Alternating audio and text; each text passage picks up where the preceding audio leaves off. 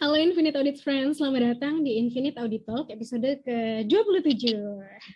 Nah, ini merupakan seri kedua dari On Risk, A Guide to Understanding, Aligning, and Optimizing Risk Highlight gitu ya, yang diterbitkan oleh IAI Global, tentang apa sih sebenarnya top risk yang ada di tahun 2022 yang mungkin akan dihadapi oleh organisasi. Nah, di episode sebelumnya nih, seri 1, kita udah highlights risiko 1 sampai dengan 6. Di episode kali ini kita akan coba kupas lagi resiko ke-7 sampai dengan ke-12 berdasarkan on risk highlights yang diterbitkan oleh IAI Global tahun 2021 ini. Nah, kemarin kita udah diskusi 6 pertama nih Mbak. Sekarang resiko yang ke-7 ini posisinya ada change in regulatory environment. Kira-kira what's basically the risk gitu di hal ini? Oke, thank you. Jadi kita akan lanjut nih, sekarang ada di resiko di posisi ke-7. Ini gaya-gaya chart tetap ya. Kita akan bahas yang ke-7 yaitu perubahan dalam lingkungan regulasi atau peraturan yang mengikat terhadap organisasi kita gitu. Jadi kenapa ini penting? Karena kita ketika berbisnis, ketika melakukan sebuah usaha gitu ya, bisnis kita tuh pasti harus tunduk terhadap sesuatu, entah itu peraturan negara, entah peraturan industri, entah itu peraturan internasional, entah itu karena kita melakukan layanan juga di area tertentu, kita harus ikut tunduk ke peraturan negara tersebut. Misalnya kita ngelola data dari orang-orang yang ada di Eropa, maka kita harus tetap tunduk ke GDPR misalnya. Nah ini jadi penting banget gitu ya, karena ada resiko kalau kita nggak comply terhadap peraturan-peraturan tersebut, tentu akan ada banyak resiko, bisa reputasi, bisa gugatan gitu ya, bisa juga macam-macam deh, kita bisa ngadepin banyak resiko banget, kerugian macam-macam hanya karena gitu ya kita nggak comply terhadap peraturan yang ada. Nah, peraturan ini juga dinamis, dia nggak statik gitu ya. Peraturan yang tadinya misalnya berlaku bisa tiba-tiba ganti, bisa tiba-tiba revisi, bisa tiba-tiba hilang, bisa tiba-tiba ditambah, bisa jadi lebih ketat, bisa jadi lebih longgar gitu ya. Nah, perubahan-perubahan ini bisa mendatangkan resiko maupun opportunity. Kalau kita nggak mengadres itu dengan baik, kita bisa ketinggalan, nggak memanfaatkan opportunity yang ada, ataupun kita jadi kalah gara-gara kita tidak melihat resiko dan melakukan mitigasi atau tindakan yang diperlukan. Nggak tentu mitigasi ya, bisa jadi kita terima resikonya, bisa jadi kita tolak resikonya, tapi intinya adalah bagaimana kita bereaksi karena ada perubahan terhadap peraturan yang mengikat gitu. Jadi nah, di sini juga kita akan bahas bagaimana kita sebagai organisasi itu punya selera resiko. Kita punya selera resiko yang akhirnya harus juga disesuaikan gitu ya. Kalau misalnya ternyata ada peraturan yang membuat kita harus menyesuaikan selera risiko kita. Jadi tadinya misalnya kita tidak toleran terhadap risiko ini, tapi ternyata karena ada regulasi yang mengharuskan kita melakukan sesuatu, akhirnya kita harus mau nggak mau menjalankan regulasi tersebut, dan akhirnya selera risiko kita juga harus banget diubah. Nah ini penting banget untuk diadres juga untuk organisasi-organisasi yang banyak ketat peraturannya seperti perbankan. Kalau kita adalah organisasi perbankan, internal auditornya harus care banget nih sama regulasi, karena sektor finansial gitu ya, seperti perbankan dan lembaga keuangan lainnya itu sangat-sangat ketat peraturannya. Dan kalau kita nggak beradaptasi dengan perubahan-perubahan yang terjadi, itu bisa jadi merugikan organisasi kita. Jadi itulah kenapa meskipun kita harus menghadapi perubahan yang signifikan dan dinamis gitu, mengadres isu tentang perubahan regulasi itu menjadi penting buat seorang internal auditor. Nah, itu adalah risiko ke-7. Sekarang kita akan bahas risiko selanjutnya. Ini juga ada di Gartner kalau nggak salah gitu ya. Kita akan bahas supplier and vendor management. Nah, ini kenapa sih gitu? Hal yang ada di luar organisasi kok jadi penting untuk juga diperhatikan oleh internal auditor kita. Ya. Nah, benar banget Mbak. Tadi di posisi ke-8 adalah supplier and vendor management. Ini sebetulnya serupa tapi tak sama juga ya, sama yang tadi di-highlight oleh Gartner. Jadi IAI Global juga menjadikan ini jadi top 8 risk. Nah, apa sih sebenarnya yang jadi fokus gitu? Tentu nggak bisa dipungkiri ya, apapun bentuk bisnisnya gitu, yang namanya punya healthy relationship, punya fruitful relationship dengan vendor gitu ya, dengan business partner, itu tuh kayak emas nih gitu. Itu kayak hal yang wajib fardu ain gitu kan. Nah, hal apa kemudian yang bisa kita mitigasi gitu, hal apa yang kemudian bisa kita upayakan dan ikhtiarkan untuk bisa punya tadi fruitful relationship juga dan juga healthy management gitu ya, berkaitan dengan vendor management ini. Yang pertama adalah kita memiliki metode procurement yang baik. Itu first things first, khususnya dalam hal pengadaan jasa gitu ya, service procurement. Lalu kemudian bagaimana sih sebenarnya kita punya mekanisme monitoring gitu ya, pekerjaan yang kemudian dilakukan oleh pihak-pihak terkait gitu, khususnya eksternal business partner kita secara continuous dan juga secara detail gitu. Itu ini menjadi satu hal yang penting banget, karena hal yang terkadang kita luput adalah mungkin procurement-nya sudah dijaga sedemikian ketat gitu ya. Kita coba cari vendor terbaik, kita coba cari orang yang menawarkan value for money produk yang paling bagus gitu. Tapi kemudian kalau itu nggak dijaga, khawatirnya apa yang kemudian di-deliver itu tidak sesuai dengan hal-hal yang dibutuhkan oleh organisasi, spek-spek yang memang diperlukan oleh unit gitu. Nah, bagaimana sih sebenarnya kita memiliki mekanisme monitoring yang juga matang gitu berkaitan dengan vendor management ini. Jadi sisi procurement-nya dijaga, vendor management-nya dijaga, sehingga apa yang kemudian di-deliver oleh si business partner kita ini benar-benar apa yang memang dibutuhkan oleh kita selaku organisasi yang kemudian menggunakan jasa mereka, sehingga nantinya bisa membantu kita untuk bisa support gitu ya organisasi untuk running menuju goals yang kita harapkan. Itu sih berkaitan dengan supplier and vendor management. Nah, di posisi ke-9 ini ada sebuah risiko yang rasanya cukup banyak juga dibicarakan gitu, disruptive innovation. What do you mean about it? Oke, thank you. Nah, disruptive innovation ini sebenarnya saya cukup kaget ya, karena dia ada di posisi yang cukup bawah.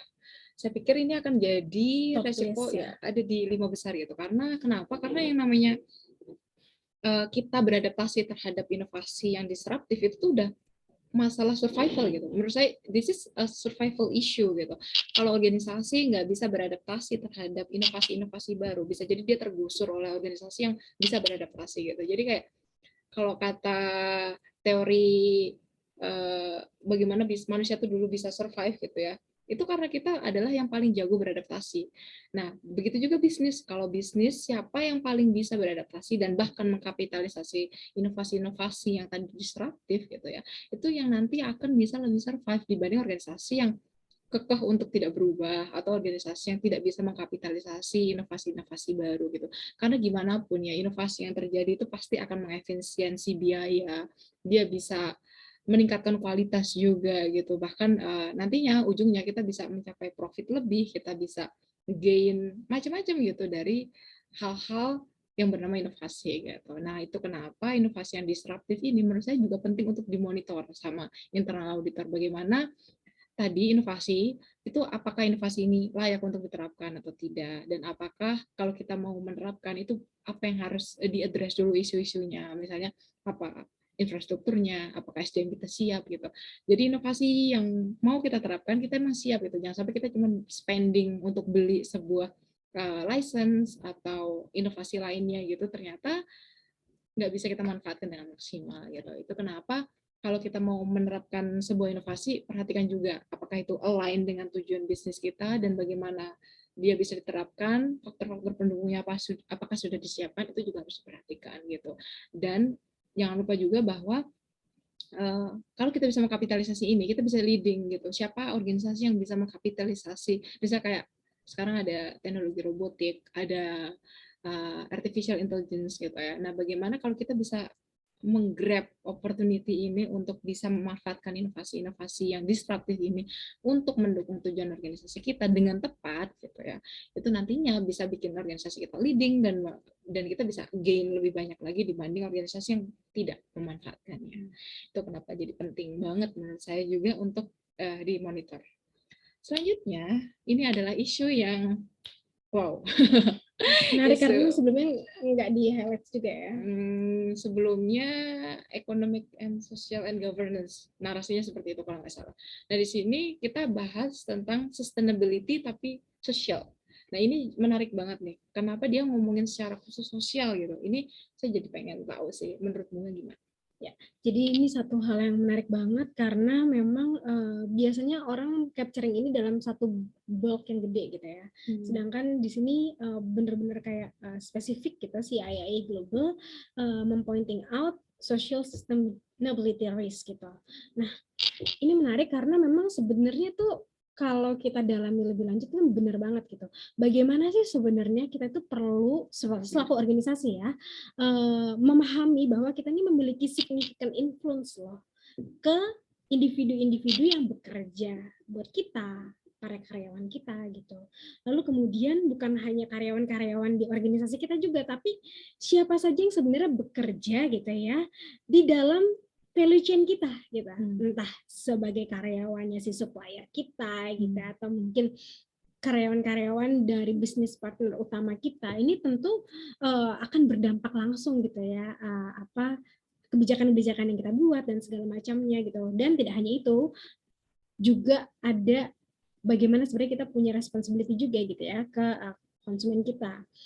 Siapa yang pakai produk kita gitu, siapa yang menggunakan jasa-jasa kita, dan juga siapa yang tinggal, komunitas-komunitas lingkungan yang tinggal di lokus tempat organisasi kita ini berdiri gitu. Ini menjadi penting banget. Lalu kalau dilihat dari sisi risikonya, apa sih sebenarnya yang perlu di-examine gitu? Apa sih sebenarnya yang perlu dipahami oleh organisasi gitu ya?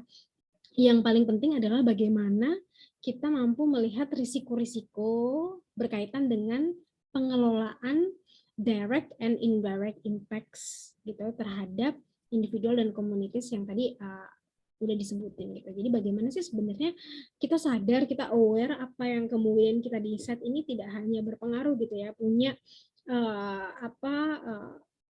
efek bukan cuma di dalam organisasi kita, tapi juga berkaitan dengan organisasi-organisasi yang memang ada di chain kita. Itu penting banget dan even mungkin berkaitan dengan ini ya lingkungan tempat lokusnya berdiri gitu. Jadi kayak ada eksternalitas yang memang disadari atau tidak itu akan terdampak gitu, entah itu eksternalitas positif maupun eksternalitas negatif gitu berdasarkan apa yang didesain oleh organisasi. Itu adalah social sustainability dan selanjutnya adalah supply chain disruption. Apa Mbak yang sebenarnya perlu untuk di-highlight untuk risiko disrupsi dalam hal supply chain. Thank you. Nah, seperti organisasi kita juga, organisasi yang menjadi supplier kita gitu ya, rantai-rantai supplier kita itu juga punya isu resilience gitu. Jadi kayak bagaimana kita berusaha untuk survive, mereka juga punya masalah-masalah juga gitu. Dan bagaimana mereka bisa bertahan di tengah disruption, terus bagaimana mereka juga menghadapi resiko-resiko mereka sendiri gitu. Itu akan mempengaruhi organisasi kita bisa melanjutkan operasinya dengan lancar atau enggak gitu. Jadi bagaimana pihak eksternal yang tidak kita kelola secara langsung ini mempengaruhi keberlangsungan kita. Itu jadi isu yang penting banget gitu. Di Gartner juga dimention, di sini juga dimension. Artinya apa? Artinya ya memang isu ini penting gitu. Walaupun dia ada di posisi yang lumayan bawah gitu ya sebenarnya di sini. Tapi bagaimana pandemi ini gitu ya sudah menciptakan ancaman-ancaman baru buat supplier kita gitu, dan bagaimana mereka bisa bertahan, bagaimana bisa memenuhi service levelnya gitu untuk mendeliver value atau mendeliver service kepada kita untuk kita menjalankan bisnis kita. Akhirnya itu juga harus diperhatikan oleh supplier kita dan juga harus diperhatikan sama kita gitu. Jadi sekarang tuh udah ada tren gitu ya, kalau kontrak supplier itu tuh ada klausa boleh diaudit gitu, boleh diaudit oleh kita. Itu saking gimana sih pentingnya supplier ini bagi keberlangsungan kita gitu. Makanya internal auditor kita boleh melihat apakah supplier kita sudah bisa memenuhi kontrak, apakah service levelnya sesuai gitu. Itu segitu pentingnya gitu. Dan pada akhirnya apa? Pada akhirnya ya itu mempengaruhi bagaimana kita bisa mencapai tujuan strategis kita. Tujuan strategis kita apa? Disokong oleh beberapa supplier gitu ya. Kalau satu supplier aja kok bisa mengalami gangguan gitu, itu bisa mengganggu bagaimana kita mencapai tujuan kita. Nah, resiko ini sendiri sebenarnya fokusnya gimana sih? Apakah organisasi kita gitu ya sudah membangun kemampuan untuk beradaptasi dengan disruption yang dialami oleh supply chain kita baik di masa kini maupun masa depan gitu. Jadi terhadap resiko-resiko yang menghadang supplier kita juga sebenarnya udah siap nih kalau terjadi sesuatu, apakah kita punya supplier pengganti atau misalnya kita punya dua supplier yang saling bergantian, jadi kalau misalnya salah satu terganggu, kita masih bisa pakai yang lain gitu. Itu mekanisme-mekanisme yang harus kita pikirkan gitu ya, karena supply chain ini penting banget buat keberlangsungan organisasi kita. Oke, dan kita akan bahas yang terakhir, akhirnya kita sampai ke nomor 12. Kalau tadi kita udah bahas tentang, ini menarik nih, kalau di sebelumnya di Gartner, environmental dan social ini digabung, kalau di sini tuh saking pentingnya mungkin ya, dia dipisah gitu, ya, dia dipisah. Di sini menarik banget karena isu lingkungan itu semakin lama kayaknya semakin menarik gitu ya. Sekarang makin banyak advokatnya untuk meneriakan soal environment ini dan akhirnya kesadarannya makin besar gitu dan akhirnya bisnis juga makin terusik. Ayo kalian harus lebih peduli sama lingkungan. Nah, Bunga ngeliatnya gimana? Ya, jadi sebenarnya di last but not least nya ini adalah environmental sustainability. Nah, hal yang perlu disadari gitu ya oleh organisasi saat ini tuh pimpinan-pimpinan dunia udah jauh-jauh lebih aware gitu ya berkaitan dengan sustainability lingkungan. Kalau kita lihat banyak sekali forum-forum strategis kenegaraan yang kemudian juga meng-highlight ini. Bahkan belum lama di tahun 2021 juga ada COP26 gitu ya, Glasgow, di mana memang komitmen gitu dari berbagai sektor gitu di seluruh dunia lingkupnya itu betul-betul diharapkan mampu untuk diperkuat gitu. Nah, bagaimana sebenarnya kita sebagai organisasi ini menyadari bahwa ada pressure loh, ada tekanan yang meningkat loh, demand yang meningkat loh dari stakeholders gitu ya, termasuk shareholders, regulators gitu ya, customers dan juga employees untuk bisa mengevaluasi dan kemudian mendisclose hasil evaluasi tersebut. Bagaimana sebenarnya proses produksi kita, bagaimana proses-proses bisnis utama yang dijalankan oleh organisasi ini memiliki impact terhadap lingkungan gitu. Nah, bagaimana sih sebenarnya examine risk-nya gitu. Nah, ini pasti ada beberapa hal yang perlu dilakukan ya, measuring the impact gitu, mengevaluasi, dan juga ini yang nggak kalah penting adalah menyajikan report yang akurat berkaitan dengan environmental impacts yang kemudian dihasilkan oleh organisasi. Karena tentu ini masih menjadi tantangan tersendiri gitu. Kalau kita bicara tentang green accounting gitu ya, saya ingat banget dulu di saat saya masih kuliah di Gajah Mada gitu di UGM, kita ada international conference, saya jadi salah satu delegasi gitu berkaitan dengan green accounting itu tahun 2012 kayak 2011 2012 dalam banget. Nah, artinya udah 1 dekade gitu ya saat itu, dimana harusnya tuh kalau kita melihat mungkin di saat itu gitu ya, itu kayak kita berharap mungkin 2021 tuh kayak awareness-nya udah jauh lebih meningkat dan memang iya gitu. Cuma apakah pada level yang kemudian sudah kita harapkan atau mungkin masih jauh gitu. Nah, ini juga hal yang perlu kita evaluasi bareng-bareng. Bagaimana organisasi-organisasi khususnya terutama mereka yang sudah berbadan hukum gitu ya, entah itu perusahaan, yayasan dan segala macam itu kemudian memiliki awareness, bukan hanya awareness, bahkan memiliki komitmen dan tanggung jawab untuk bisa mendisclose proses bisnis mana aja yang kemudian memiliki dampak-dampak terhadap lingkungan dan bagaimana mereka coba untuk memitigasi, bagaimana mereka untuk memeasure gitu ya, mencoba untuk mengevaluasi secara continuous gitu sehingga nantinya bisa meminimalisasi dampak-dampak negatif yang kemudian disumbangkan nih oleh organisasi lingkungan. Itu 12 risiko yang ada dan di point out oleh IAI Global. We do really enjoy the talks gitu ya. Dan kita terima kasih tadi juga Gartner dan IA yang IAI sudah Global, ya. menavigasi resiko-resiko ini. Jadi kita sebagai internal auditor dapat insight gitu, apa yang perlu diperhatikan. Jadi Infinite Audit Friends, terima kasih banyak sudah membersamai kami di Infinite Audit Talks episode ke-27 ini.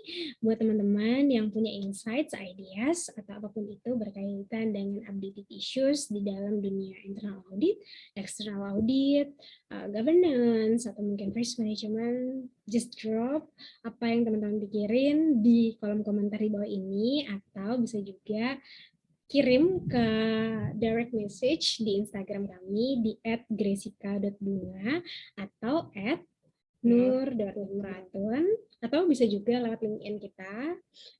Teman-teman bisa reach me out gitu lewat LinkedIn di Gresika Bunga Silvana atau di Nur Umratun saya. So, this is it. Terima kasih banyak. Sampai jumpa di episode selanjutnya. Thank you.